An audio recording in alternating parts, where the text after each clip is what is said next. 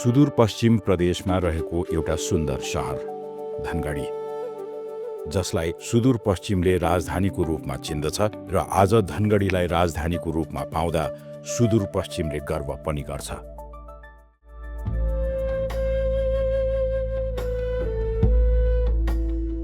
आठ दशक अघिको कुरा हो। धनगढीमा जताततै जङ्गल थियो। केही किलोमिटर अन्तरमा ठुल्ठुला पोखरी र तालतलैयाहरू थिए। फराकिला नदीहरू निर्बाध सुसाउँथे र बग्थे।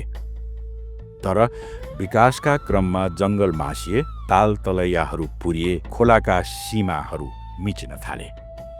समस्या दीर्घकालीन रूपमा समाधान गर्नको लागि खोला नालाको सीमाङ्कन, रेखाङ्कन र नक्साङ्कन सँगसँगै चाहिँ खोलाको सिमानामा चाहिँ पिल्लर गाड्ने काम समेत गरिएको छ।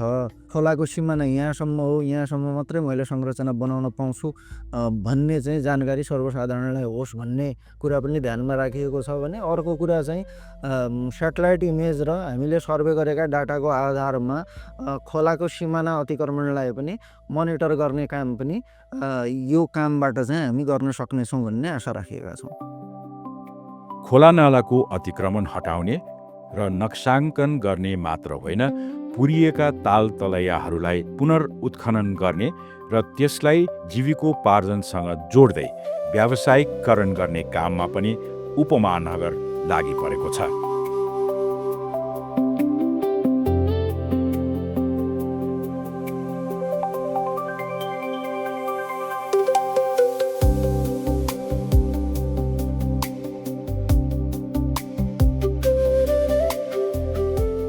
यो हरियाली र हराभरा दृश्यले धनगढीलाई अब हरियाली सहरको रूपमा परिचित गराउँदैछ भन्ने आभास हुन्छ।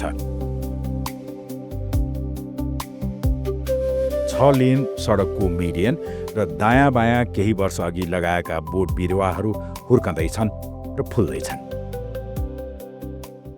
पहिला भनौँ न, अब जङ्गलतिरहरू अब यताउता हरियाली थियो, बाटोमा त थिएन नि त। जस्तै अहिले त हाम्रो त्यही बाटोमा पनि भनौँ, धनगढीको भित्रै पनि भनौँ, बोट बिरुवाहरू लगाएर हरियाली भएकै छ, फुलहरू पनि फुलेर ढकमक्कै भएको छ। हेर्दा हिँड्दा पनि हामीलाई पनि आनन्द आउँछ के, आहा भन्ने भएको छ के।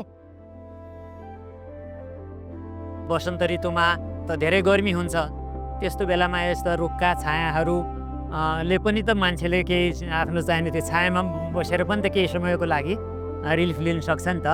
त्यो दृष्टिकोणले पनि राम्रो हुन्छ, वायुमण्डल पनि शुद्ध हुन्छ।